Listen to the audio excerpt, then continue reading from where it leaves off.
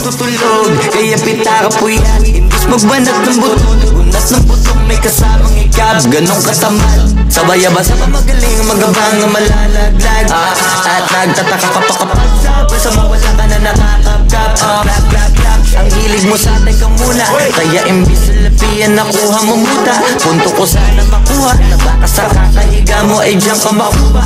Anong mission mo sa lupa? Magpatigas ng batuta, paramihin ang populasyon. Ganyan ba talaga pag walang ambisyon? Mataas di nalulula, buti patupa, napapaspol. Ikaw puro angas tol, halas na nagpapanggap. Pagka sa labas ng door, iba-ibang palabas, kaya madalas magmol.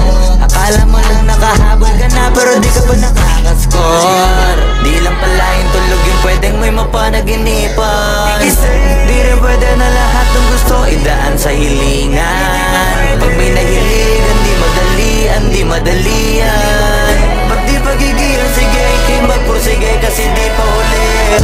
Pero sa'yo yan nakadepende, di yun nakabase ka sa swerte. Di laging pa pwede na, yung pwede lang kung pwede nga. Isipin na walang bagay lang hindi pwede. Siyempre, di araw-araw abet, 5 na Disyembre. Darating at darating ang peste, yan ang dapat mong pagandaan. Kasi buti pa yung leche, plano may plano kahit leche.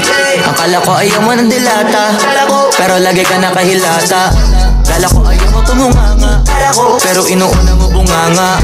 Kala ko gusto mo ng biyaya, pero lagi ka nakatihaya. Sarili mo din ang dinadaya, kasi sa katamaran mo siya niyaya.